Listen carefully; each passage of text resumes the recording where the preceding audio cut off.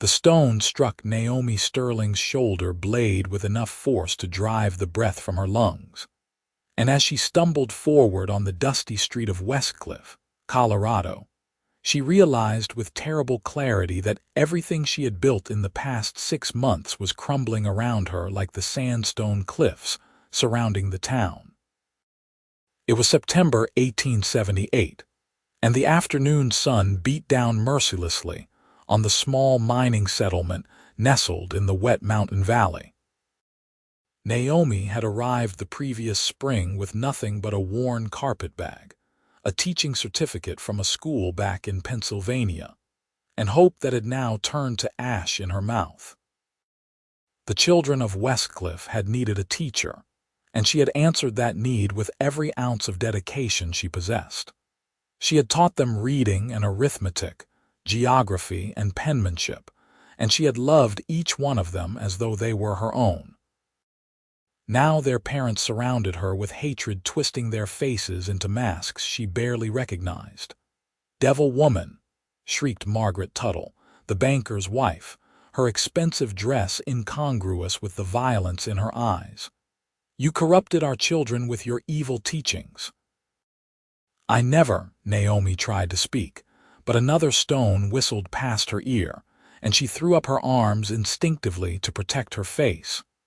"She told my Billy that the earth was older than the Bible says," shouted John Carpenter, the blacksmith, his massive arms flexed as he hefted a rock the size of a man's fist. "She filled his head with lies about rocks and rivers." Naomi's mind reeled. She had taught basic geology, nothing more than what any educated person understood about the formation of the mountains that surrounded them. She had shown the children fossils, explained how water carved canyons over time, used the very landscape around them as a living textbook. There had been no malice in it, no intention to undermine anyone's faith. "Please," she said, her voice trembling but steady enough to carry. "Please listen to me. I only taught them what science has proven. I never told them not to believe, liar." The word came from Constance Webster, whose daughter Lucy had been Naomi's brightest student. Lucy came home asking questions about creation, questioning the good book itself. "You poisoned her mind against God." The irony cut deeper than any stone could have. Naomi attended church every Sunday without fail. She had led the children in morning prayers before each school day. Her faith had been the bedrock of her life since childhood, but apparently that mattered nothing now. Someone had twisted her words, turned innocent lessons into something sinister, and these people who had once smiled at her on the street now looked at her as though she were something unclean. Thomas Sterling, her own father, stood at the edge of the crowd. Their eyes met for just a moment, and Naomi saw him look away, his jaw set, his hands clenched at his sides. He did nothing to defend her. He had warned her when she first started teaching not to bring modern ideas into a traditional town, but she had thought he meant she should simply be tactful, not that she should pretend the world was flat and the stars hung on strings. Another stone struck her back, and Naomi staggered. Pain bloomed across her ribs. She tried to run, but her legs tangled in her long skirts and she went down hard on her knees in the dirt. Dust filled her mouth and nose. Hands grabbed at her, pulling at her hair, her dress. Someone spat on her. The crowd had become a mob, reason lost to righteous fury that fed on itself. "Get out of our town!" The shout came from multiple throats at once, a horrible chorus. "Leave and never come back." Naomi scrambled to her feet, tears streaming down her face now, mixing with the dust and blood from where a stone had cut her cheek. She ran then, ran as fast as her shaking legs would carry her, while rocks and insults followed her down the street. She ran past the general store where she had bought chalk and slates for the school. She ran past the church where she had prayed just yesterday for wisdom to reach the more difficult students. She ran past the small boarding house where she had rented a room, knowing she could never return there. The crowd did not follow her out of town, but their hatred pursued her nonetheless, invisible and suffocating.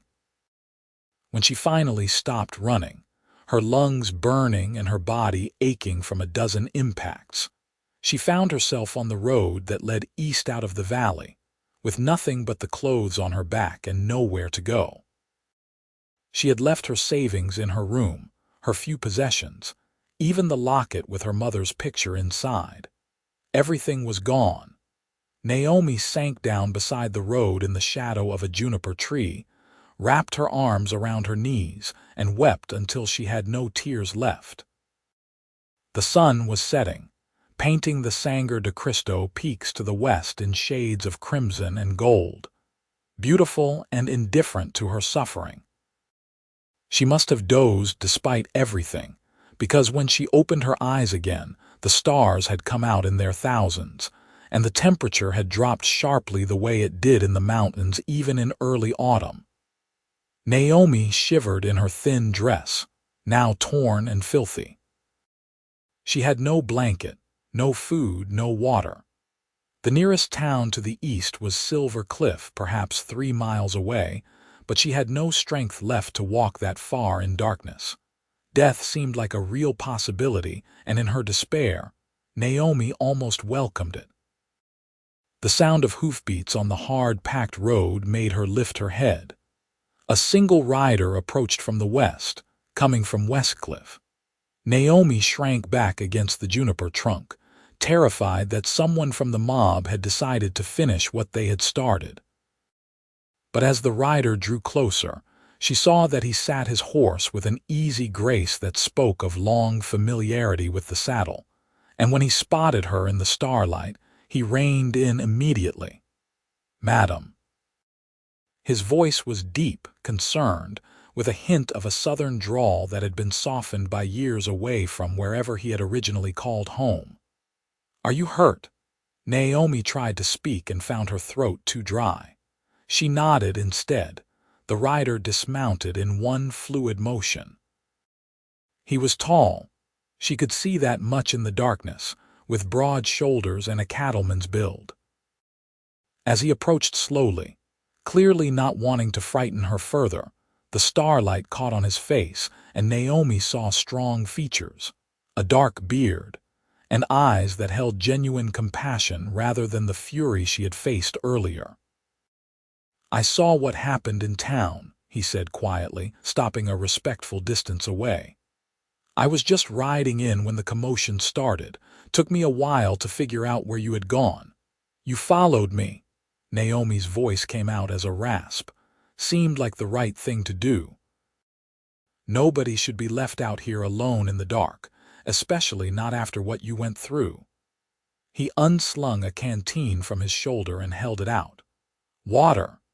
Naomi's pride warred with her desperate thirst for only a moment before she reached for the canteen with shaking hands.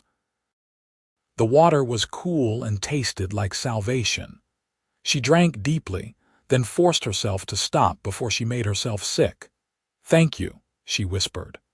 "Name's Harrison Garrett," he said, settling down on his heels so he was at her eye level rather than looming over her. "I work a small ranch about 10 miles north of town. Don't get into Westcliff much, but I needed supplies." He paused, and even in the darkness she could sense him choosing his words carefully. "What they did to you was wrong, dead wrong."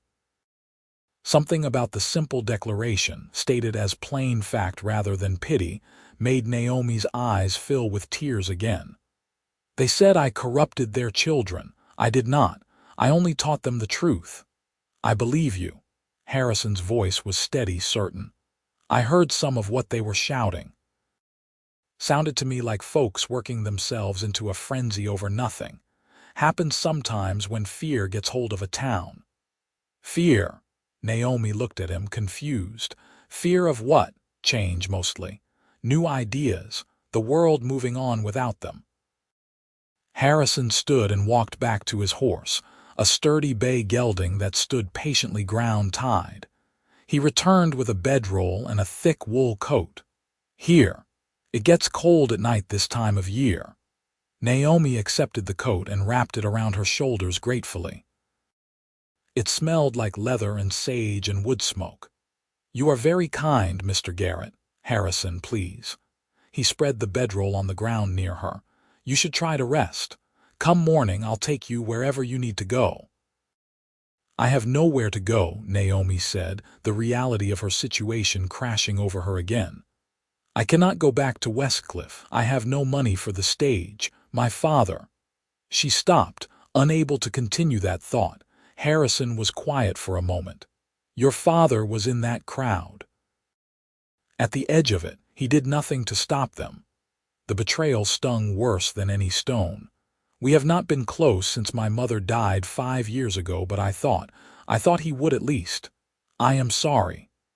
And Harrison sounded like he truly meant it. A man should stand by his blood, no matter what. They sat in silence for a while, and gradually Naomi became aware of details she had missed in her initial shock. Harrison had given her his coat and his bedroll, which meant he would spend the night cold himself unless he rode back to town, which he clearly did not intend to do. He had followed her out here, away from his own plans, just to make sure she was safe. He had not questioned her version of events or assumed she must have done something to deserve what happened. "Why are you helping me?" she asked finally. "You do not even know me." Harrison looked up at the stars, and in profile his face was all sharp angles and quiet strength. "My mother was a teacher back in Texas before the war. She taught reading to anyone who wanted to learn, regardless of their color or circumstances. Some folks did not like that. They burned down her schoolhouse and threatened worse." He turned to look at Naomi. "My father stood with her then, fought for her right to teach. I guess I figure I owe it to her memory to do the same when I see wrong being done. What happened to your mother?" She kept teaching. "Used our front room instead of a schoolhouse." Eventually most folks came around, realized she was not the threat they thought she was. He smiled slightly. "She was stubborn, I come by it honestly." Despite everything, Naomi felt a small smile tug at her own lips. "Is she still in Texas?" "No, madam. Both my parents passed during a fever epidemic in '72. That is when I came out here looking for a fresh start." Harrison pulled his hat down over his eyes. "Get some rest now. Things will look different in the morning." Naomi doubted that very much, but she was too exhausted to argue. She lay down on the bedroll, pulled Harrison's coat tighter around herself, and stared up at the vast sweep of stars overhead. She could hear Harrison settling against a nearby rock, could hear his horse cropping grass somewhere close by. The sounds were oddly comforting after the terror of the evening. Sleep came eventually, though it was filled with dreams of angry faces and flying stones. When Naomi woke, the sun was just beginning to lighten the eastern sky, painting it in shades of pink and lavender. Harrison was crouched by a small fire, heating something in a battered tin pot. The smell of coffee drifted over and Naomi's stomach clenched with hunger. "Morning," Harrison said when he noticed her stirring. "Coffee's almost ready. I have some jerky and hardtack too if you can stomach it." Naomi sat up slowly, cataloging the aches in her body. She felt like she had been trampled by a horse, which was not far from the truth of it. But nothing seemed broken, and for that she was grateful. She touched her face gingerly and felt the crusty evidence of dried blood on her cheek. "Here." Harrison handed her a damp cloth. "Stream's just over that rise if you want to wash properly." The cold water from the stream helped wake her fully and wash away some of the physical evidence of yesterday's nightmare. Her dress was beyond saving, torn and stained with dirt and blood, but there was nothing to be done about that. When she returned to the fire, Harrison handed her a tin cup of coffee and some of the promised jerky. They ate in companionable silence while the sun rose higher, warming the air. In daylight, Naomi could see Harrison more clearly. He was perhaps 30 years old, with dark brown hair that curled slightly where it touched his collar, and warm, hazel eyes that seemed to see more than they should.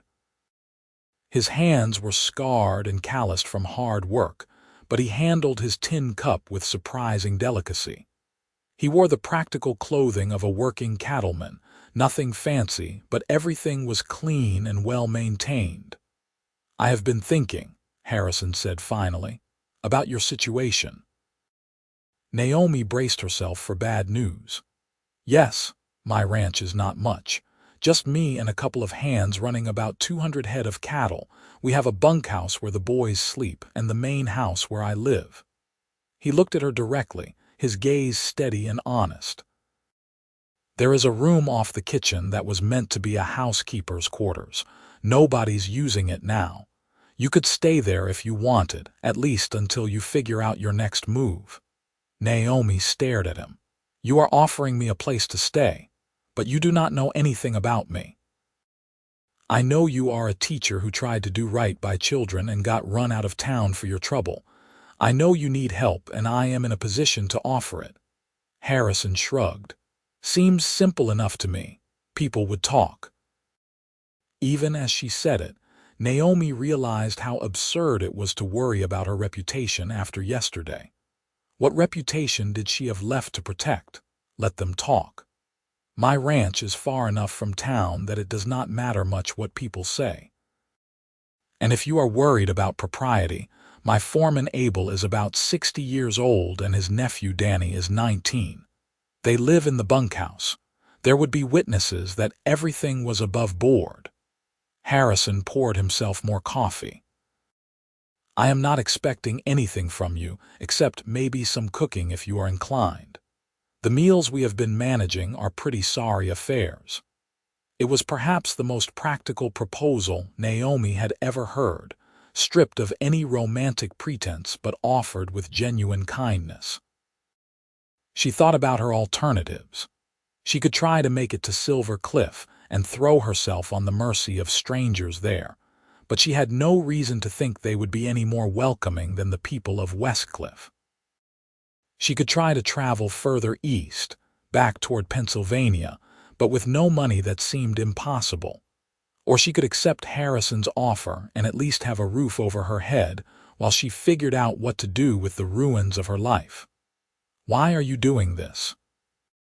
she asked again, because she needed to understand his motives. In her experience, men did not offer help without expecting something in return. Harrison met her eyes. "Because I can. Because it is the right thing to do. Because I saw a woman being brutalized for the crime of educating children, and that sits wrong with me." He stood and began packing up the camp with efficient movements. "But I will not force you. If you want me to take you to Silver Cliff instead, I will do that. Your choice." Naomi stood as well, Harrison's coat still wrapped around her shoulders. She thought about the terror of yesterday, the betrayal, the complete collapse of everything she had thought was solid in her life. And then she thought about this stranger who had followed her into the dark just to make sure she was safe, who had given her his coat and bedroll, and was now offering her sanctuary without asking for anything in return. "I will come to your ranch," she said quietly, "at least for a little while. Until I can figure out what to do next." Harrison nodded as though she had just agreed to something as simple as the weather. "Good. Let us get moving then. It is about a 2-hour ride." The problem of how Naomi would make that ride was solved when Harrison mounted his horse and then reached down to help her up behind him. She hesitated only a moment before taking his hand. His grip was strong and steady, and he pulled her up behind the saddle as though she weighed nothing. Naomi arranged her skirts as modestly as possible and held onto the back of the saddle, trying not to think about how close she was to this man she had just met. Harrison guided the horse back onto the road, and then turned north onto a smaller trail that wound up into the foothills. They rode in silence for the first hour, Naomi too aware of the movement of the horse beneath her, the warmth of Harrison's back in front of her, the vast landscape spreading out around them. The Sangre de Cristo Mountains rose to the west, still snow-capped on their highest peaks despite the late summer season. To the east, the wet mountain valley stretched out in shades of gold and green, beautiful and indifferent to human drama. "You can hold on if you need to," Harrison said eventually, his voice carrying back to her. "I do not mind, and it will be easier for you to keep your balance." Naomi's arms were indeed getting tired from gripping the saddle. Hesitantly, she moved her hands to Harrison's waist. She could feel the solid muscle beneath his shirt, the steady rise and fall of his breathing. It was far more intimate than anything she had experienced before, and she felt her face flush even though there was no one around to see. If Harrison noticed her discomfort, he was kind enough not to mention it. Instead, he started talking about the land they were passing through, pointing out landmarks and telling her about the ranch. His voice was pleasant to listen to, and gradually Naomi relaxed enough to actually hear what he was saying. "Got the land 5 years ago," Harrison explained. "It was pretty raw then, just open range. I built the house and barn myself the first year, nearly killed myself doing it." He chuckled. Abel came along the second year, said he had been punching cattle for 40 years, and figured he had one more good drive left in him. Turned out he had a lot more than that. He has been with me ever since. Danny showed up last spring, green as grass but willing to work hard. "Do you raise cattle for market?" Naomi asked, genuinely curious. "Some. Also sell breeding stock to other ranchers. The cattle that do well up here in the high country are worth good money to folks trying to establish herds." Harrison guided the horse around a fallen log. "It is not making me rich, but it is a good life. Honest work, clean air, nobody telling me what to do." There was something in his voice when he said that last part that made Naomi think Harrison had some experience with people trying to control him, but she did not pry. He had been respectful of her privacy. She would extend the same courtesy. They crested a rise, and Harrison pulled the horse to a stop. "There it is." Naomi looked down into a small valley carved by a creek that ran silver in the morning light. A house sat on a slight elevation above the creek, a solid structure of logs and stone with a covered porch along the front. Near it stood a barn and several smaller outbuildings. She could see cattle grazing in the distance, and the whole scene had an air of peaceful industry that made something in her chest loosen slightly. "It is beautiful," she said softly. "It is home." Harrison urged the horse forward again. "Come on. Abel will have breakfast going, and you can meet the crew." As they rode into the yard, 2 men emerged from the barn. The older one was lean and weathered like old leather, with a gray beard and sharp blue eyes that missed nothing. The younger was tall and gangly, still growing into his frame, with red hair and a sunburned face. Both of them stopped and stared when they saw Naomi sitting behind Harrison. Harrison dismounted and then helped Naomi down. Her legs were shaky from the long ride, and she was grateful for his steadying hand on her elbow. "Abel, Danny, this is Miss Naomi Sterling," Harrison said calmly. "She will be staying with us for a while. She had some trouble in town yesterday." Abel's sharp eyes took in Naomi's torn dress, the bruise on her face, and his expression hardened. "What kind of trouble?" "The unfair kind." Harrison's voice was flat. "She was teaching at the school in Westcliff. Some folks got it into their heads that she was teaching things they did not like. They ran her out of town." Danny's eyes went wide. "They hurt you, madam?" "I will recover," Naomi said quietly, though she was not entirely sure that was true. The physical hurts would heal, but the betrayal, the fear, the knowledge that people she had trusted could turn on her so viciously. Those wounds would take longer. That is shameful, Abel said flatly. Begging your pardon, madam, but any man who would raise his hand to a woman over teaching youngsters their letters deserves to be horsewhipped. I appreciate that, Abel. Harrison moved toward the house. Miss Sterling will be using the room off the kitchen. Can you and Danny manage the morning chores without me? I want to get her settled. Course we can, Abel said. You go on. Inside, the house was simple but well built, with solid furniture and a large fireplace that dominated the main room. Everything was clean, but had the slightly neglected air of a house maintained by men who cared about function more than comfort. Harrison led Naomi through to a kitchen with a big iron stove and a table that could seat 6, then opened a door to reveal a small room with a bed, a dresser, and a window that looked out toward the mountains. It is not much, Harrison said, but the bed is decent and the roof does not leak. It is perfect, Naomi said, and meant it. After spending last night on the ground, this small room looked like luxury. Harrison nodded. I will see if I can find you some clothes. My mother's things are still packed away in a trunk. She was about your size, I think. They will be old-fashioned, but better than what you have got now. The kindness of it threatened to undo Naomi's fragile composure.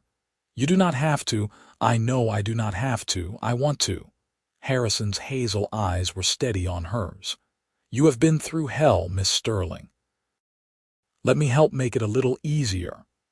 Naomi nodded, not trusting herself to speak. Harrison left and returned a few minutes later with a large trunk. Inside were dresses, petticoats, and other necessities, all carefully packed away and smelling of cedar. Naomi ran her fingers over the fabric of one dress, a simple blue calico that had been mended in several places but was still serviceable. Your mother must have been a practical woman, she said. She was. Tough as nails when she needed to be, but kind too. Harrison straightened. I will leave you to clean up and change. There is a pump in the kitchen for water. Take your time. After he left, closing the door behind him, Naomi sank down on the edge of the bed and let herself feel the full weight of everything that had happened. But she did not let herself cry again. Tears would not change anything. Instead, she stood, poured water from the kitchen pump into a basin, and washed herself as thoroughly as she could manage. Then she changed into the blue calico dress and one of the petticoats from the trunk. The dress was slightly loose but close enough to fit, and it felt like armor, like putting on dignity again after having it stripped away. She found a brush in the trunk as well and worked the tangles from her dark brown hair, then braided it and pinned it up in a simple style. When she looked at herself in the small mirror over the dresser, she saw a stranger looking back. A woman with a bruised face and haunted eyes, wearing a dead woman's dress. But at least she looked human again rather than like something that had been dragged through the dirt. There was a soft knock on the door. Miss Sterling, breakfast is ready if you are hungry. Naomi opened the door to find Harrison waiting, and she saw something flicker in his eyes when he saw her in his mother's dress. But he only smiled slightly and gestured toward the kitchen table, where Abel and Danny were already seated. Breakfast was fried eggs, bacon, and bread that was dense and only slightly burned. The coffee was strong enough to strip paint. But it was hot and filling, and Naomi ate more than she had thought she could manage. The conversation around the table was about ranch business, cattle that needed to be moved to a different pasture, a fence that needed mending, supplies that needed to be bought in town. I can go into Silver Cliff for supplies, Danny offered. No need to go back to West Cliff. Good idea, Harrison agreed. He glanced at Naomi. Silver Cliff is about the same distance as West Cliff but in the opposite direction. Bigger town, more people, less likely to give you trouble. I doubt I will be going to town much, Naomi said quietly. I think I have had enough of people for a while. Abel snorted. Can't say I blame you, madam. People are mostly fools in my experience. Now, Abel, that is a bit harsh, Harrison said, but there was amusement in his voice. Is it? We got a woman sitting at this table who got run out of town for teaching children to read. If that is not foolishness, I do not know what is. Danny nodded emphatically. Abel's right, boss. That is just plain stupidity. Naomi felt warmth spread through her chest. These men, who barely knew her, had already accepted her version of events without question. After the suspicion and hatred in Westcliff, their matter-of-fact support was almost overwhelming. Thank you, she said softly. All of you. I cannot repay your kindness. Nothing to repay, Harrison said firmly. You are welcome here for as long as you want to stay. The first few days at the ranch passed in a blur of adjustment. Naomi spent most of her time in her small room or helping in the kitchen, still too raw from her experience to venture far. Her body healed quickly. The bruises faded from purple to yellow-green, the cut on her face scabbed over and began to heal. But the internal wounds were slower to mend. She had nightmares most nights, waking with a gasp and a racing heart, the sound of the mobs shouting still echoing in her ears. Once, Harrison came to check on her when she cried out in her sleep, and she was mortified to find him standing in her doorway with a lamp in his hand, concern etched on his face. I am sorry, she stammered. I did not mean to wake you. You did not wake me. I do not sleep much anyway. Harrison set the lamp down on her dresser. Bad dreams, Naomi nodded, pulling her blanket up to her chin like a child. They will get better, Harrison said quietly. After my parents died, I had nightmares for months. Eventually they faded. How long did it take? Long enough. He smiled slightly. But they did fade. You will get through this, Miss Sterling. I wish I had your confidence. You will find your own, just give it time. Harrison picked up the lamp again. Try to get some rest. Morning comes early around here. As the days turned into a week, Naomi began to venture outside more, exploring the immediate area around the house. The ranch was beautiful in a stark, high-country way.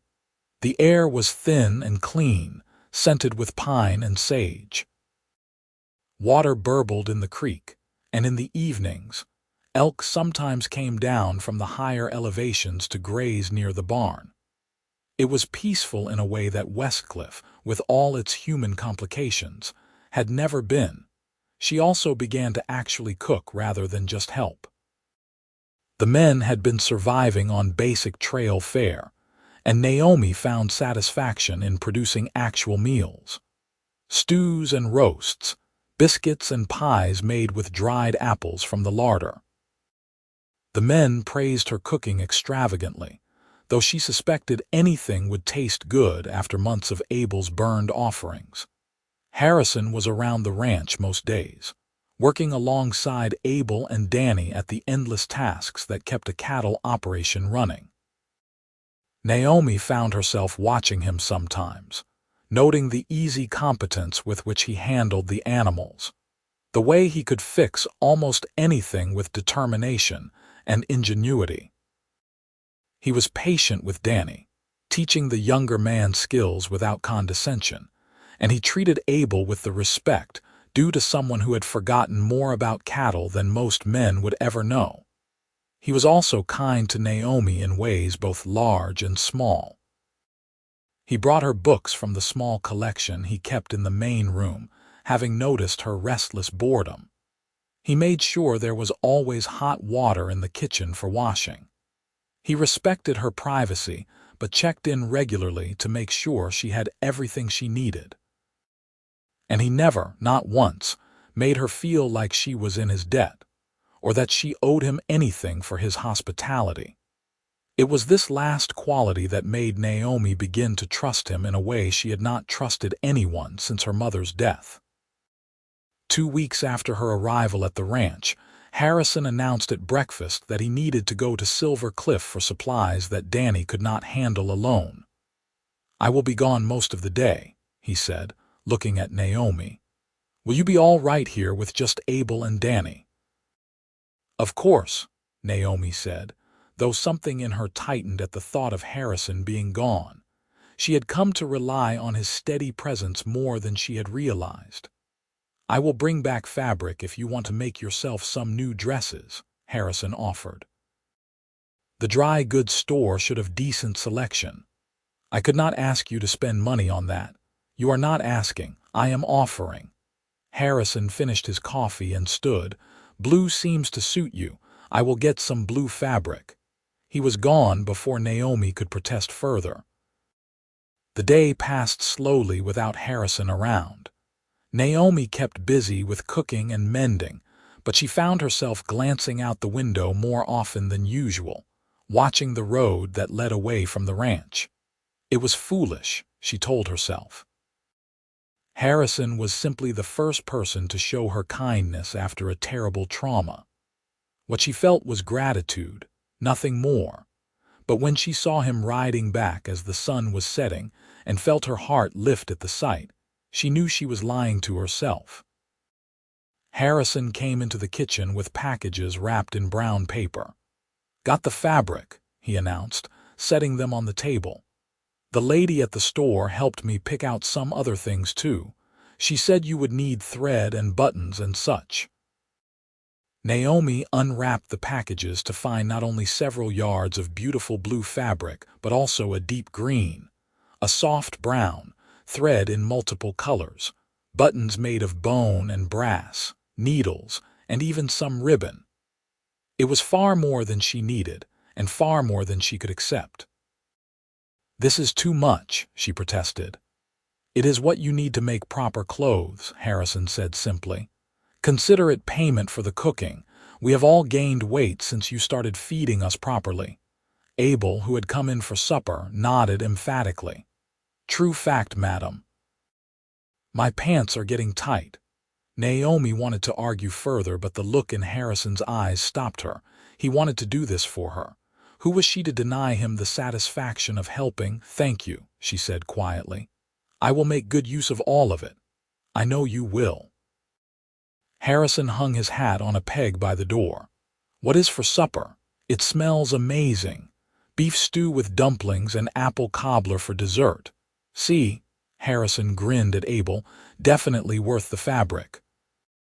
That night, after the supper dishes were washed and everyone else had gone to bed, Naomi sat at the kitchen table with a lamp and began cutting out a pattern for a new dress. She was deep in concentration, the scissors making soft, snicking sounds as she worked, when she became aware of Harrison standing in the doorway. "You do not have to start tonight," he said. "You have been working all day. I want to. I enjoy sewing."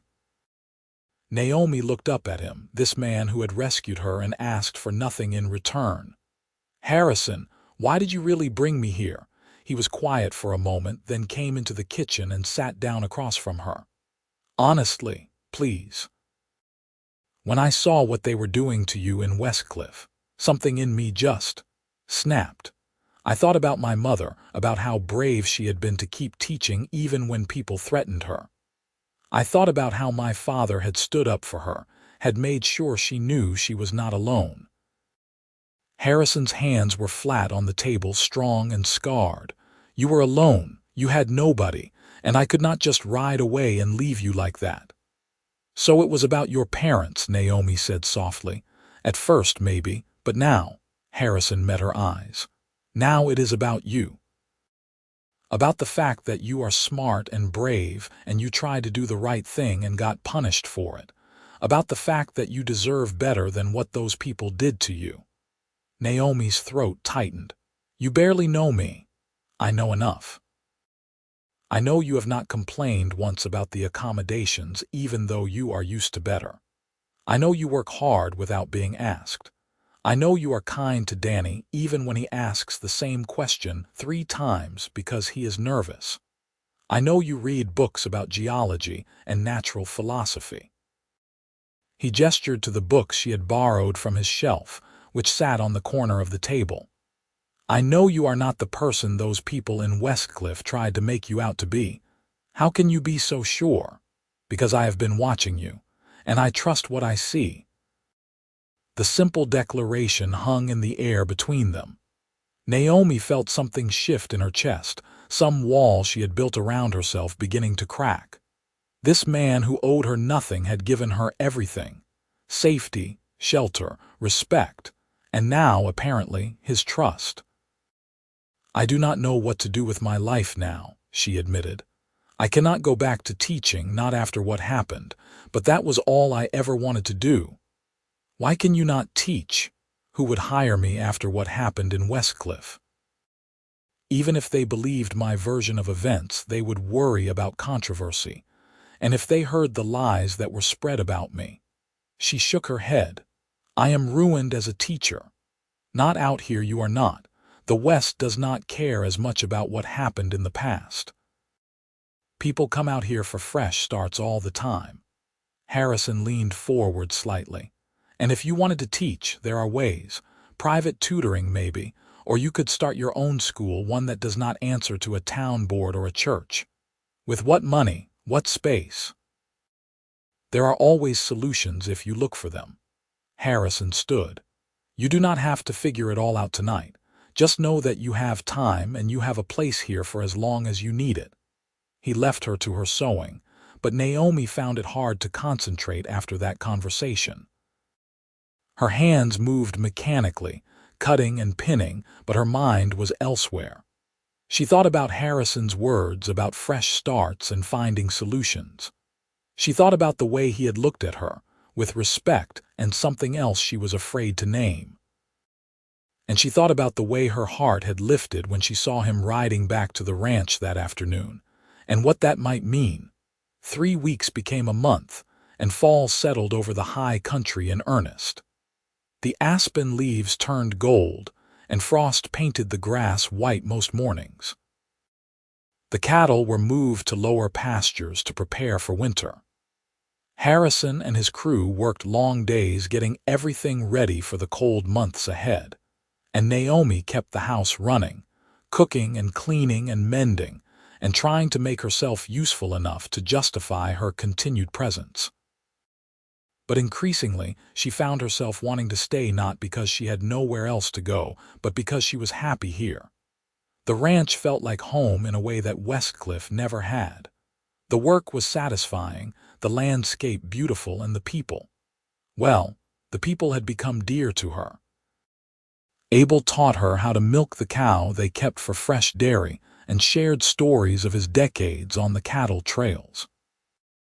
Danny asked her to help him with his raiding, admitting shyly that he had never had much schooling, and Naomi found joy in teaching again, even if it was just one eager student in a ranch kitchen. And Harrison. Harrison was the sun around which her days orbited, though she tried not to let it show. She looked forward to his presence at meals, to the conversations they had in the evenings when the work was done, to the sound of his voice and the rare gift of his laughter. She noticed things about him she had no business noticing. The way his eyes crinkled when he smiled, the competence of his hands with tools and animals, the kindness that seemed as natural to him as breathing. She was falling in love with him, and the realization terrified her. Naomi had no experience with love. There had been a few young men who had shown interest back in Pennsylvania, but her father had discouraged them all, saying she was too young, too serious, needed to focus on her teaching. Then her mother had died, and her father had become cold and distant, and Naomi had poured all her energy into her work. Romance had seemed like something that happened to other people, not to her.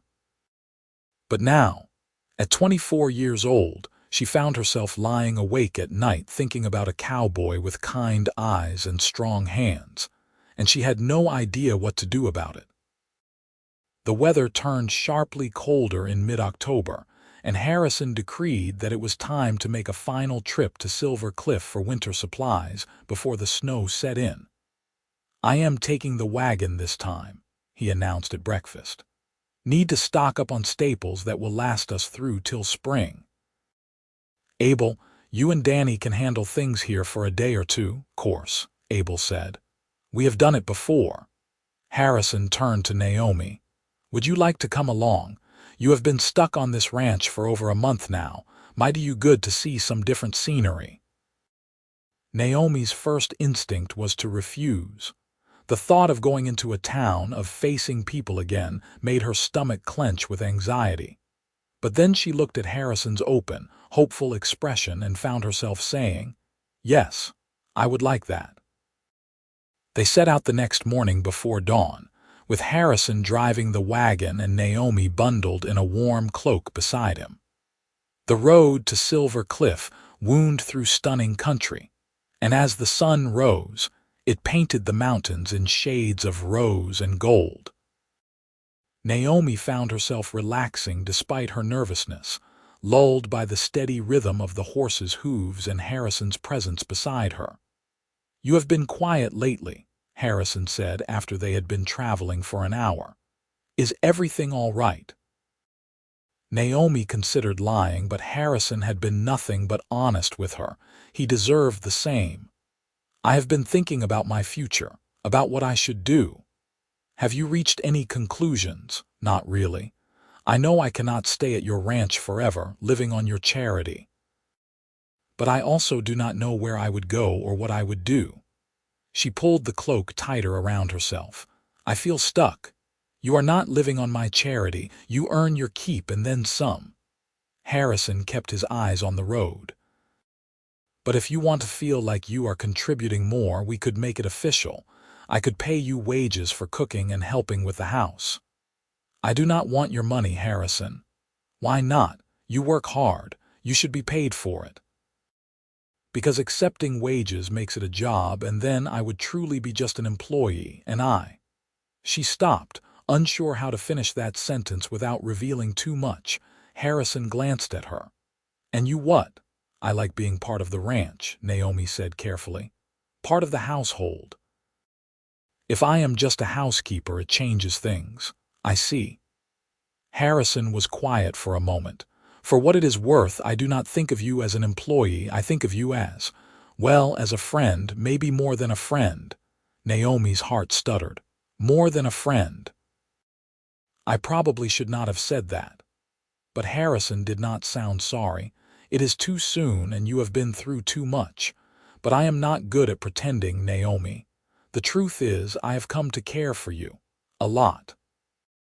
"I care for you too," Naomi whispered, the words escaping before she could think better of them. Harrison pulled the wagon to a stop and turned to face her fully. "Do you mean that?" "I do. I know it is probably foolish.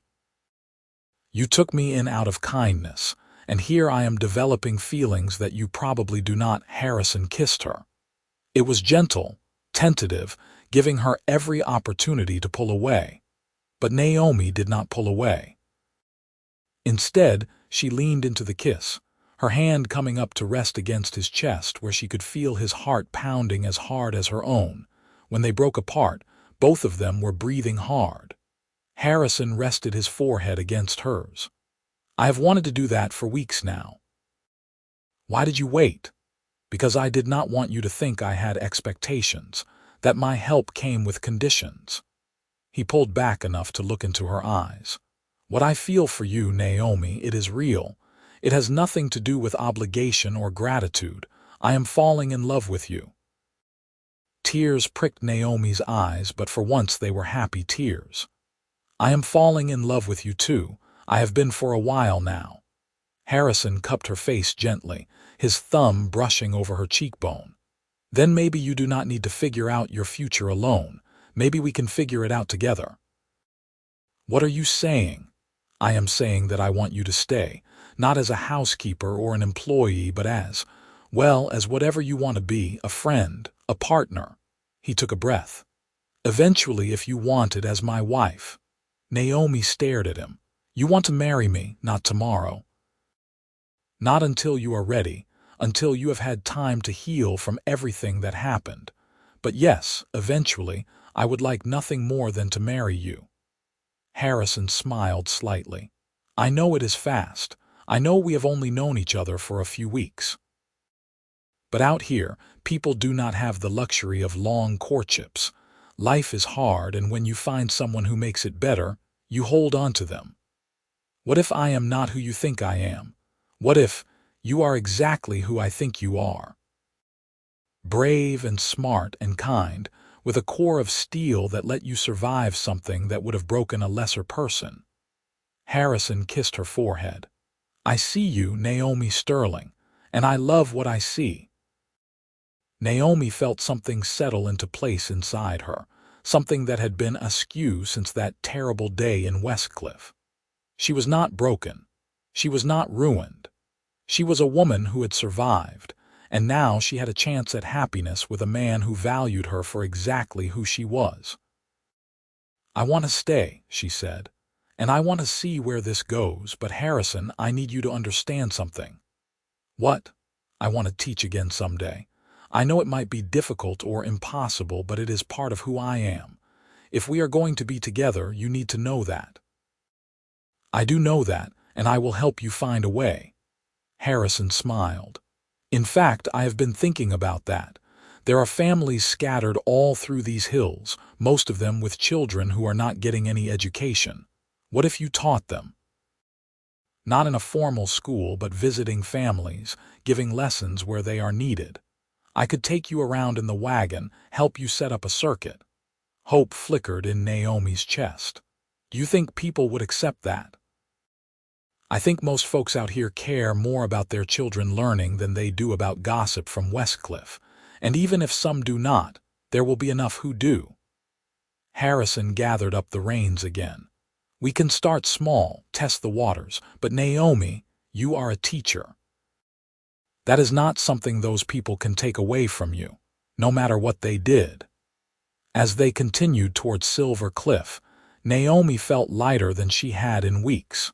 She and Harrison talked about possibilities, about dreams, about the future they might build together. By the time they reached the town, she was smiling more than she had since before the disaster in Westcliff. Silver Cliff was bigger and busier than Westcliff, with wider streets and more substantial buildings. Harrison helped Naomi down from the wagon and kept her hand in his as they walked toward the general store. People glanced at them with curiosity but not hostility, and Naomi gradually relaxed. They were loading supplies into the wagon when a voice called out, "Harrison Garrett." "I thought that was you." A man approached, perhaps 40 years old, well-dressed in town clothes. He had an open, friendly face and shrewd eyes. Harrison shook his hand warmly. "Judge Mitchell, good to see you. And you, who is this with you?" The judge looked at Naomi with interest. "This is Miss Naomi Sterling. She is staying at my ranch." Harrison's hand moved to the small of Naomi's back, a gesture of both support and claim. "Naomi, this is Judge Anthony Mitchell. He is the circuit judge for this area. Miss Sterling." The judge tipped his hat. "Welcome to Silver Cliff." "Thank you," Naomi said, her voice steadier than she felt. The judge studied her face, and Naomi saw the moment he noticed the fading bruise on her cheek. His expression darkened. "May I ask how you came by that injury, Miss Sterling?" Naomi glanced at Harrison, who nodded encouragingly. Taking a breath, she said, "I was teaching in Westcliff until about a month ago. There was a misunderstanding about some of the material I was teaching. The townspeople decided I was corrupting their children. They ran me out of town, with violence, clearly." The judge's voice was hard. "Were you hurt seriously? Bruises and cuts, nothing permanent, at least not physically?" Naomi met his eyes.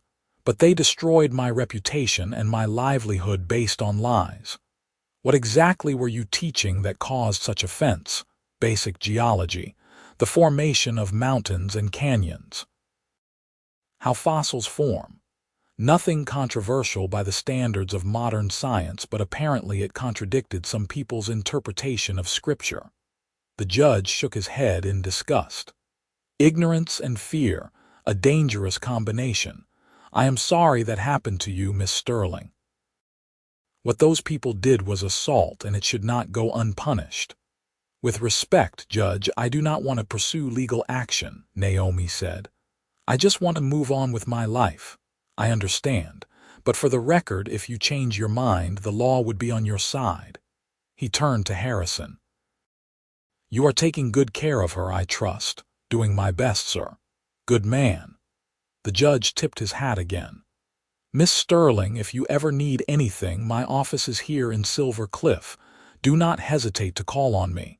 After the judge had gone, Naomi sagged against the wagon. That was terrifying. You did well, and now you have the judge on your side if you need him. Harrison squeezed her hand. Come on, let us finish up here and get home. The ride back to the ranch was quiet but comfortable, both of them lost in their own thoughts. Naomi found herself thinking about what Harrison had proposed, about traveling to outlying farms and ranches to teach children who had no other access to education. The more she considered it, the more right it felt. She would not be constrained by a school board or a town's narrow-mindedness. She could teach what needed to be taught, and families desperate for their children to learn would be less likely to care about old gossip. It was a new beginning, a chance to reclaim what had been taken from her. When they arrived back at the ranch, Abel and Danny helped unload the wagon. Over supper, Harrison announced, Naomi and I have some news. Both men looked up with interest. We are courting, Harrison said simply. Officially. Abel's weathered face split into a grin. About time. We have been wondering when you two would figure out what was obvious to everyone else. Danny nodded enthusiastically. You are good together, boss. Congratulations, madam. Thank you, Naomi said, feeling her face heat. We are also going to start a teaching circuit. I will be providing lessons to families in the area who want education for their children. That is a fine idea, Abel said. I know at least 3 or 4 families off the top of my head who would jump at the chance. The Hendersons have 5 kids. None of them can read. The McLeods have a bright little girl who is wasting away with nothing to challenge her. The Reeves family. As Abel listed families, Naomi felt excitement building in her chest. This could work. This could really work. The next few weeks were busy with preparation. Harrison made inquiries among neighboring ranches and found that Abel had been right. There were many families who wanted education for their children but had no way to provide it. Some were too far from any town to send their children to school. Others could not afford to spare their children from work for a full school day, but could manage a few hours a week. Still others were simply wary of the kind of rigid, narrow-minded teaching that had driven Naomi from Westcliff and wanted something different. Naomi prepared lessons and gathered materials, using books from Harrison's collection and ordering more from catalogs. Harrison built a portable desk that could be loaded into the wagon along with slates and primers and all the other necessities of teaching. The first week of November, they set out on their first circuit. The Henderson Ranch was their first stop. The family lived in a rough cabin 20 miles north, scratching out a living from marginal land. When Naomi arrived, Mrs. Henderson nearly wept with gratitude. I never learned to read proper, she said, and I swore my children would do better. But there is no school close enough, and I cannot teach what I do not know. For 3 hours, Naomi worked with the 5 Henderson children, ranging in age from 6 to 14. They were hungry for knowledge, soaking up everything she taught them like dry ground soaking up rain. When it was time to leave, Naomi promised to return the following week. Over the next month, they visited 7 different families, establishing a regular circuit that took them around the region. Some families could pay a small amount for lessons, others could not, and Naomi taught them anyway. Harrison drove the wagon, helped set up her teaching materials, and made himself useful fixing things for families who had more needs than resources. The work was hard and the travel sometimes brutal as winter set in, but Naomi had never been happier. She was teaching again, making a real difference in children's lives, and she was doing it alongside a man she loved more with each passing day. Harrison was everything a partner should be, supportive without being controlling, helpful without being condescending. He treated her work as important, made sure she had what she needed, and never once suggested that she should stay home where it was warm and safe. He understood that teaching was not just what she did, but who she was. One evening in late November, as they were returning from a particularly long circuit, a snowstorm caught them still several miles from home. Harrison guided the wagon into a small canyon where they had some shelter from the wind and quickly set up a makeshift camp. "We will have to wait it out," he said, building a fire while Naomi huddled under blankets in the wagon. "It is not safe to travel in this." The snow fell thick and fast, quickly covering everything in white. Harrison climbed into the wagon with Naomi and they sat close together for warmth, watching the fire through the canvas opening. "Are you scared?" Harrison asked. "No, I feel safe with you." "Good." He wrapped his arm around her. "Naomi, I know I said we should take things slow, but I need to ask you something." "What? Will you marry me? Not someday, not eventually, but soon as we can arrange it." Harrison turned to look at her, his face serious in the firelight. "I love you. I want to spend my life with you, and I am tired of waiting." Naomi's heart swelled. Yes, I will marry you." Harrison kissed her then, deep and thorough, and Naomi felt herself melting into him. When they finally broke apart, both of them were breathing hard. Spring wedding. Harrison asked, "Why wait that long? We could marry in December if we wanted. In that case, how about Christmas? Seems fitting, starting our new life together on a day about new beginnings." "Christmas sounds perfect." They were married on Christmas Day, 1878, in a small ceremony at the ranch. Judge Mitchell performed the service, and Abel and Danny stood as witnesses.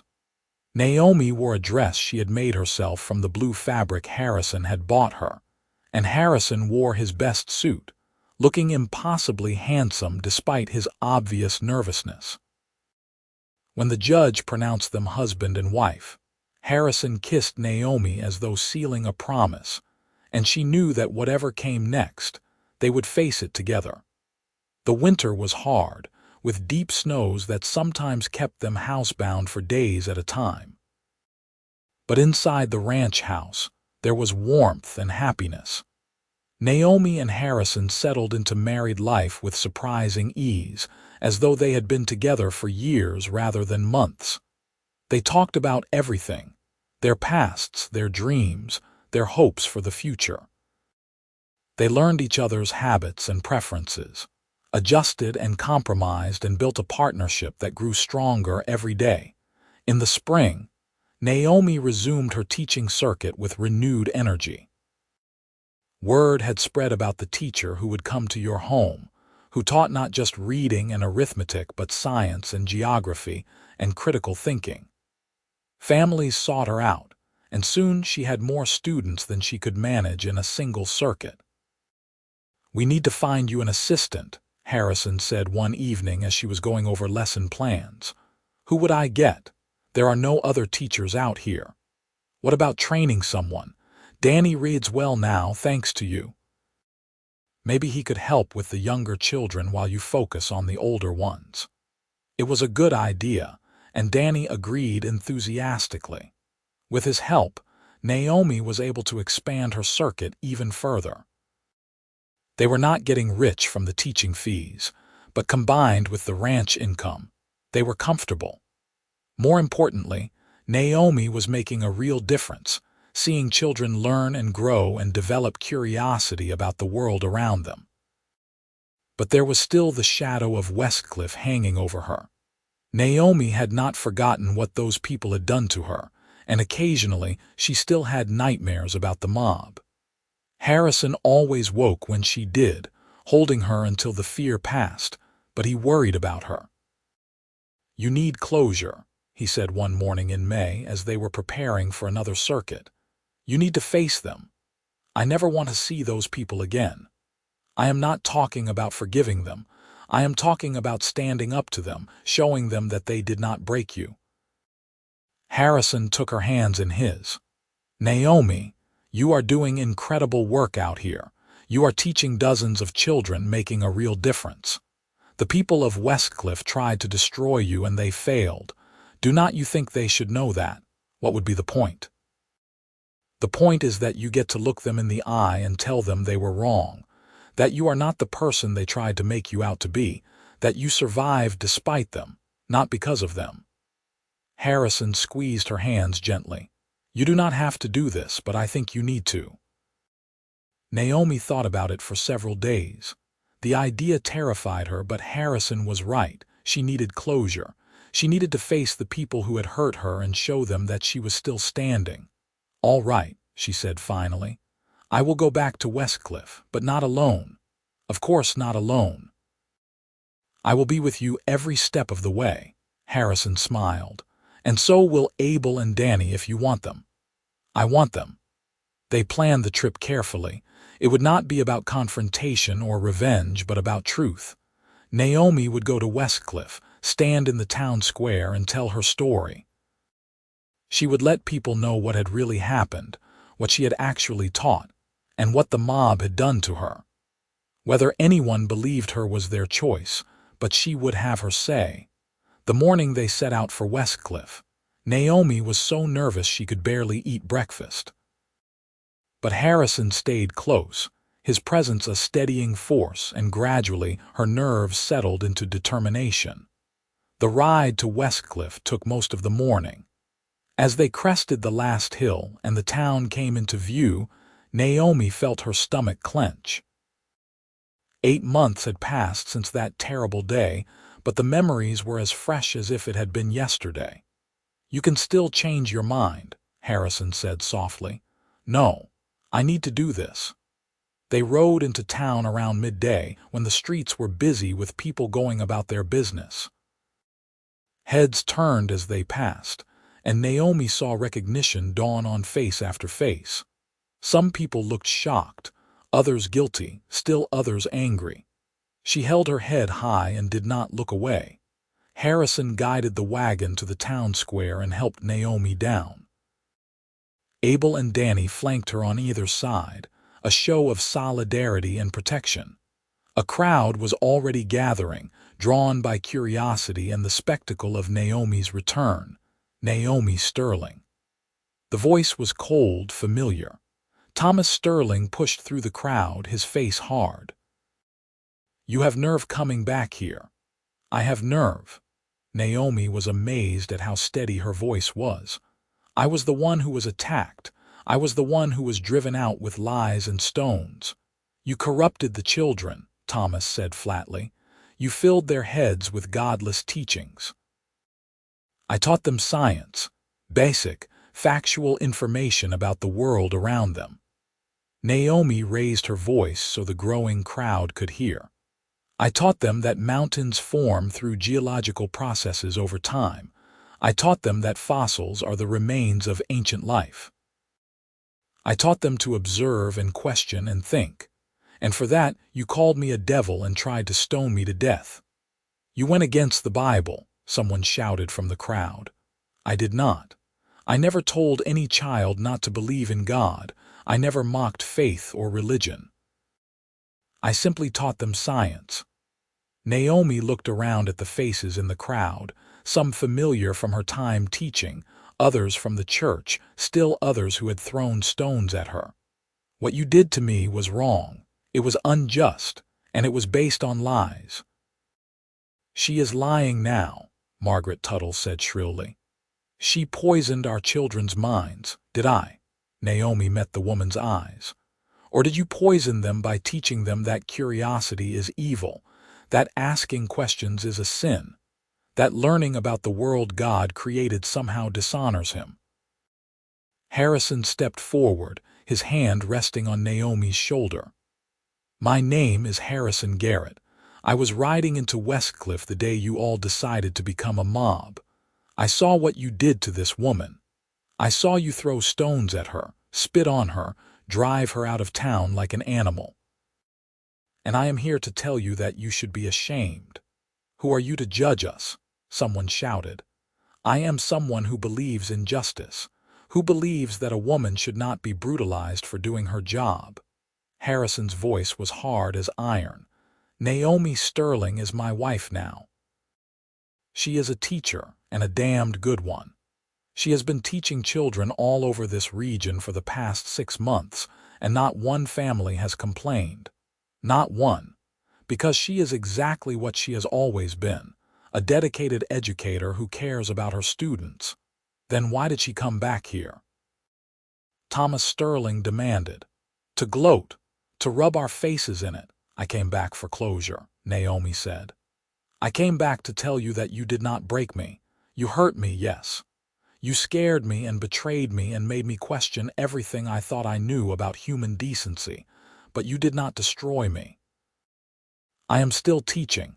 I am still making a difference, and I am happy. She looked around the crowd again and saw emotions flickering across faces. Shame, defiance, confusion, anger. These were people she had known, people she had tried to serve. Some of them had been kind to her before that terrible day. Others had always been suspicious, but all of them had failed her when it mattered most. I forgive you, Naomi said, and felt the words unlock something in her chest. Not because you deserve it, but because I refuse to carry this hatred anymore. What you did was wrong, but I will not let it poison the rest of my life. There was silence in the square. Then Lucy Webster, the bright girl whose mother had been one of the most vocal accusers, pushed through the crowd. She was perhaps 13 now, taller than Naomi remembered, with tears streaming down her face. Miss Sterling, Lucy said, her voice breaking, I am so sorry. I never wanted them to hurt you. I just asked questions about what you taught and my mother. She looked back at Constance Webster, who stood frozen. My mother made it into something it was not. She told lies about what you said. Lucy, Constance grabbed her daughter's arm. Be quiet. But Lucy pulled away. No, Mama, I will not be quiet anymore.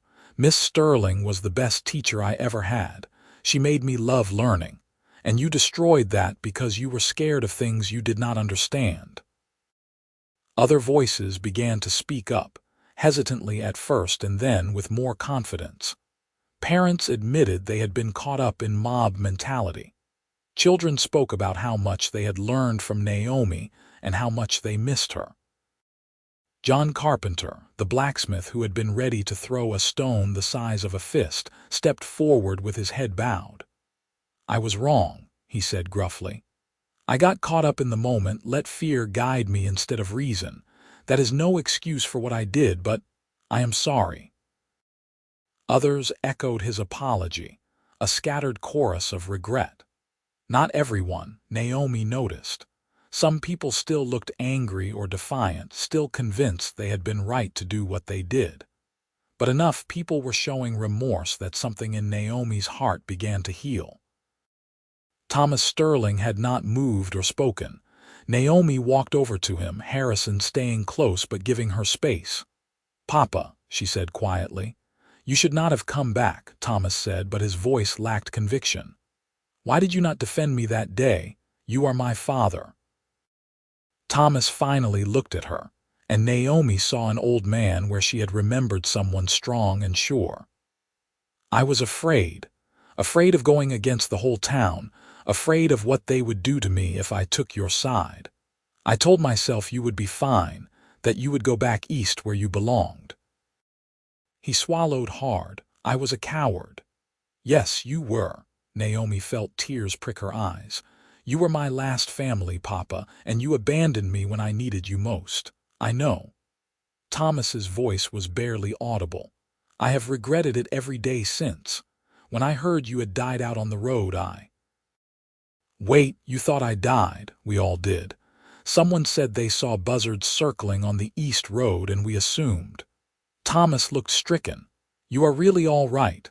I am more than all right. I am alive and married and happy. Naomi gestured to Harrison, who stepped forward. Harrison saved me that night. He gave me shelter and safety and eventually his love. He believed in me when everyone else, including you, did not. Thomas looked at Harrison and something passed between the two men. Finally, Thomas held out his hand. Thank you for taking care of my daughter. Harrison shook his hand, though his expression was wary. I did what was right. Thomas turned back to Naomi. Can you forgive me? Naomi considered. Her father had failed her profoundly, and that wound would take a long time to heal. But standing here in the town square, surrounded by the people who had hurt her and some who were now expressing remorse, she realized that forgiveness was not about them. It was about her own freedom. I can try, she said. But Papa, if you want to be part of my life going forward, you will need to earn that. It will not be given automatically just because we share blood.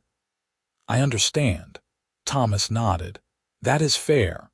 The crowd was beginning to disperse, the drama of the moment fading. But Lucy Webster lingered along with several other former students. Miss Sterling, Lucy said, would you ever consider teaching in Westcliff again? Naomi shook her head gently. No, Lucy, I have built a new life elsewhere. But I am teaching other children now, and I am happy with that. Could I come to you for lessons? Lucy looked at her mother. Please, Mama, I want to learn. Constance Webster looked like she had swallowed something bitter, but finally she nodded. If Miss Sterling will have you. I would be honored, Naomi said, and she meant it. As they prepared to leave Westcliff, several other families approached with similar requests. Naomi took their names and promised to add them to her circuit if she could manage it. It seemed that even in the town that had driven her out, there were people who recognized the value of education. On the ride back to the ranch, Naomi sat close to Harrison, her head resting on his shoulder. She felt lighter than she had in months, as though a weight she had been carrying had finally been lifted. You were magnificent, Harrison said softly. I have never been more proud of anyone in my life. I could not have done it without you. Without knowing you were there, that you believed in me. I will always believe in you. Harrison kissed the top of her head. Always. That evening, back at the ranch, they sat on the porch watching the sun set over the mountains. Abel and Danny had made themselves scarce, giving the newlyweds some privacy. I want to expand the teaching, Naomi said. Not just circuits to individual families, but maybe a small school here at the ranch, for children whose families can bring them for a few weeks at a time. Like a boarding school, more informal than that, just a place where children could come for intensive learning during the slow seasons when their families can spare them. Naomi looked at Harrison. What do you think? I think it is a wonderful idea. We would need to build an additional structure and figure out housing for students, but it is doable. Harrison took her hand. Let us do it. Over the following year, they made it happen. Harrison and his crew built a one-room schoolhouse near the main house, along with a dormitory that could sleep 12 students. Naomi developed a curriculum that covered not just the basics, but also practical skills like bookkeeping and surveying. She advertised throughout the region, and families began sending their children for weeks or months at a time. Lucy Webster was one of the first students, and she thrived under Naomi's instruction. She proved to be brilliant at mathematics and eventually went on to become a teacher herself. Other students followed, each with their own gifts and challenges, and Naomi loved every minute of it. The ranch prospered too. Harrison expanded the herd with the income from Naomi's teaching, and they built a reputation for quality cattle. They hired additional hands to help with the increased workload, and the ranch became a thriving operation. In the spring of 1880, Naomi discovered she was pregnant. She and Harrison were overjoyed, though she worried about how pregnancy would affect her teaching. "We will figure it out," Harrison assured her. "You do not have to stop teaching just because you are carrying our child." And she did not stop, though she had to adjust her schedule as she grew larger. The students were endlessly fascinated by the changes in her body, and it became an opportunity to teach biology and anatomy in very practical terms. Their son was born in October, a healthy boy with Harrison's hazel eyes and Naomi's dark hair. They named him Thomas Harrison Garrett, a gesture of forgiveness toward Naomi's father and a claim on their own future. Thomas Sterling the elder came to visit when his grandson was a month old. He held the baby with shaking hands and tears in his eyes. "He is beautiful," Thomas whispered. "He looks like your mother." "He does, a little." Naomi watched her father with the baby and felt old wounds beginning to truly heal. They would never have the relationship they had before her mother's death, but perhaps they could build something new. Over the next few years, life fell into a rhythm. Naomi taught for part of the year and focused on her growing family for the rest. 2 more children followed, a daughter named Ruth in 1882 and another son, Samuel, in 1884. The house was full of noise and love, children and students, the lowing of cattle and the bark of dogs. Harrison proved to be an exceptional father, patient and kind but firm when needed. He taught his children to ride and rope, to understand the land and respect it. And he continued to support Naomi's teaching with unwavering enthusiasm, proud of the difference she was making in so many young lives. The school at the ranch gained a reputation throughout Colorado. Former students spread the word about the teacher who taught not just facts, but how to think, how to question, how to engage with the world. Some of Naomi's students went on to college, an almost unheard of achievement for children from remote ranching families. Others stayed in the area, but brought their education to bear on improving their communities. Lucy Webster became a teacher and eventually founded her own school in Silver Cliff, modeling her teaching style on what she had learned from Naomi. She and Naomi remained close, their relationship evolving from teacher-student to colleagues and friends. Even Westcliff eventually changed. New families moved in, bringing more progressive ideas about education and science. The old guard who had driven Naomi out gradually died off or moved away. By the mid-1880s, the town had a new school with a new teacher who taught geology without fear of reprisal. Some of the families who had been part of the mob sent their younger children to Naomi's school at the ranch, seeking forgiveness through their support of her work. Thomas Sterling lived long enough to see his grandchildren grow from infants to young children with personalities and dreams of their own. He died peacefully in his sleep in 1886, and Naomi grieved for the father he had been when her mother was alive, and for the relationship that could have been if he had found the courage to stand up for her that day in Westcliff. But she did not let grief consume her. She had too much life to live, too many students to teach, too much love to give and receive. As the 1880s turned into the 1890s, Naomi and Harrison's children grew older and their students more numerous. Thomas, their eldest, showed an aptitude for ranching and began taking on more responsibility for the cattle operation. Ruth proved to have her mother's gift for teaching and started helping with the younger students. Samuel was still trying to figure out where his talents lay, but he was only 6, with plenty of time to discover himself. On a warm evening in May 1890, Naomi and Harrison sat on their porch watching the sunset, just as they had done so many times before. They were older now, with threads of silver in their hair and lines on their faces earned through hard work and laughter. 3 children slept inside, and the sounds of Abel and Danny and the other ranch hands drifted over from the bunkhouse. "You ever regret it?" Harrison asked suddenly. "Regret what?" "Not going back to teaching in a real school. Not pursuing a more conventional life."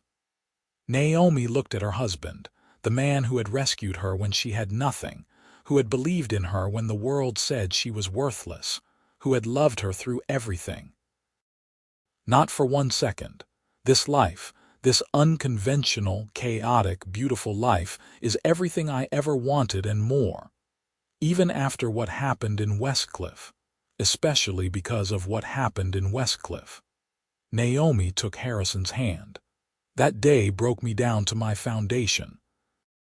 And then you helped me rebuild into something stronger.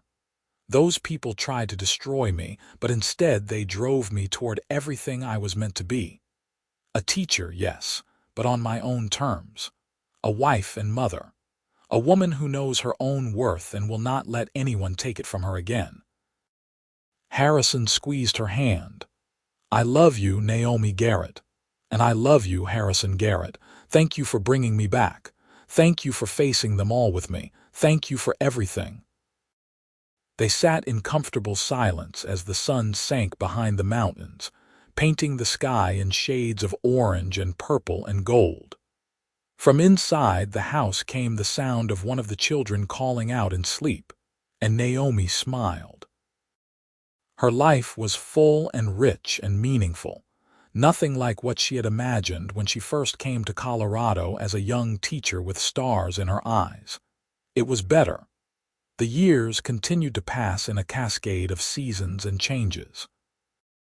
Naomi's school at the ranch gained such a reputation that families from as far away as Denver sent their children to study there.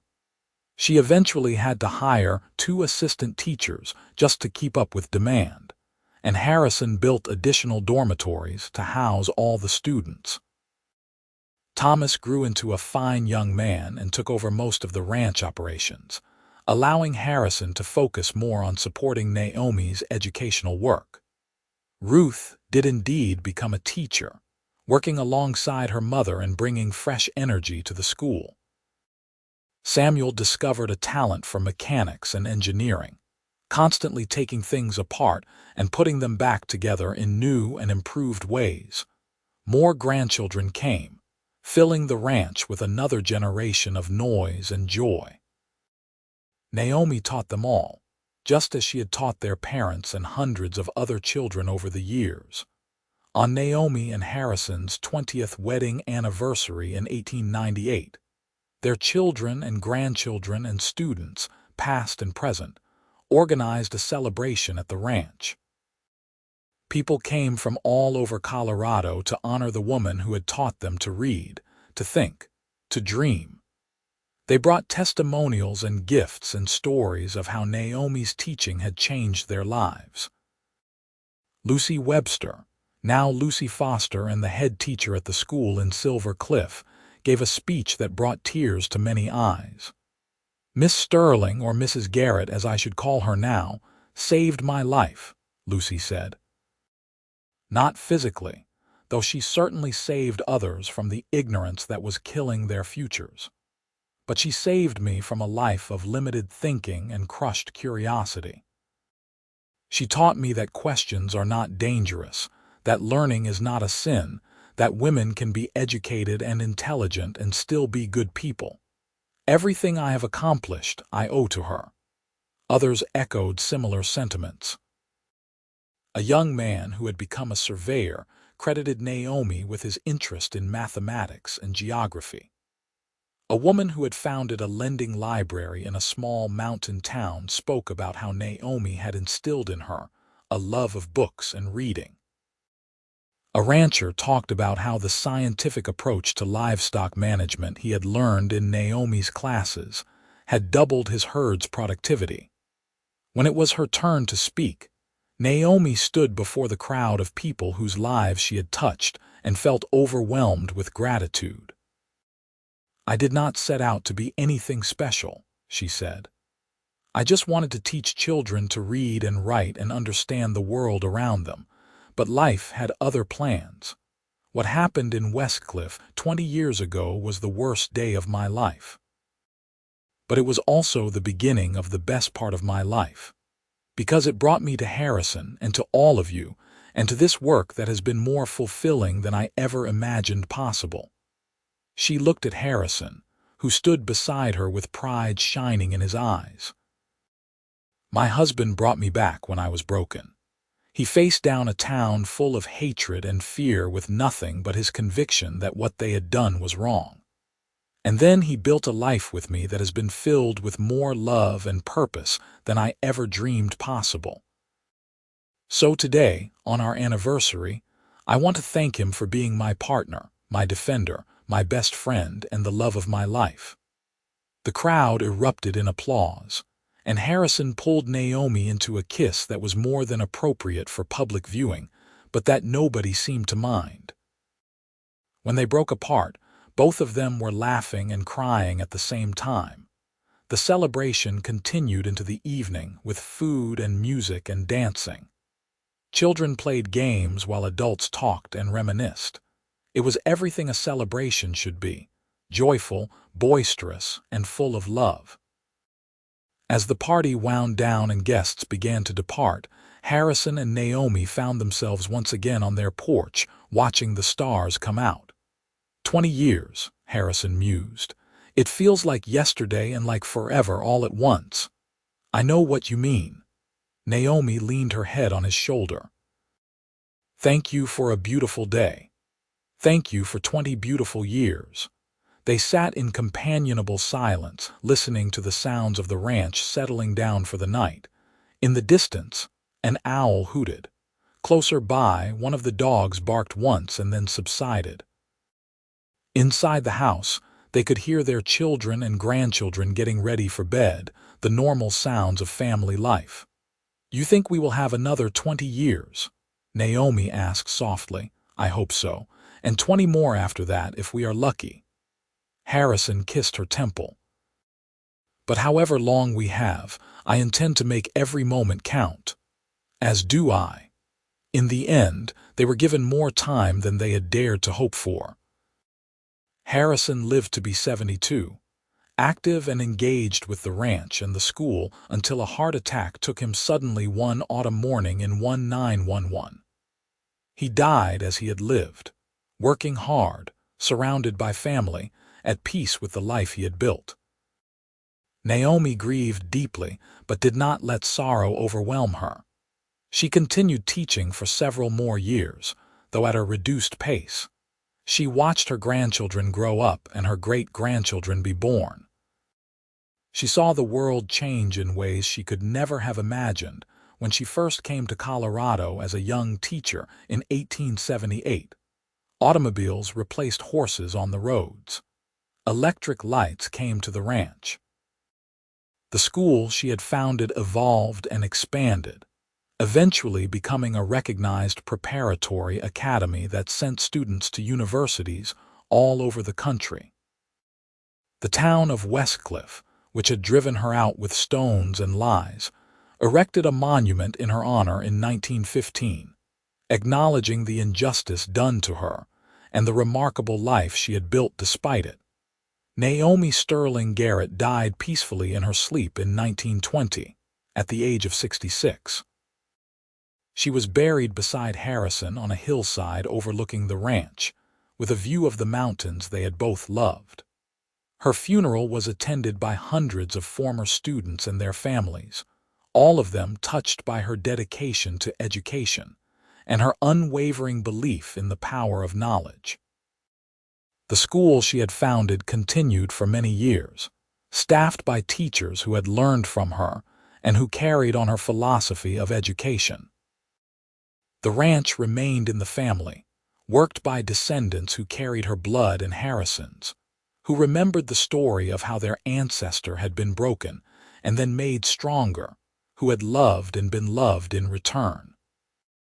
And every year, on the anniversary of that terrible day when a mob had driven her from Westcliff with lies and stones, Someone would place flowers on her grave and remember. She had been chased out, but she had been brought back by a cowboy who believed in her. Together, they had faced them all. And together, they had built something beautiful that outlasted all the hatred and fear that had tried to destroy them. Their love story became legend in the mountain valleys of Colorado, passed down through generations as a reminder that kindness matters, that standing up for what is right matters, that education matters. That one person's courage can change the trajectory of a life, and that life can then change countless others. Naomi Sterling had wanted to be a teacher, and she had succeeded beyond her wildest dreams. But more than that, she had been loved and had loved in return, had built a family and a legacy, had survived and thrived and taught the world that you cannot keep a good woman down. And that was everything.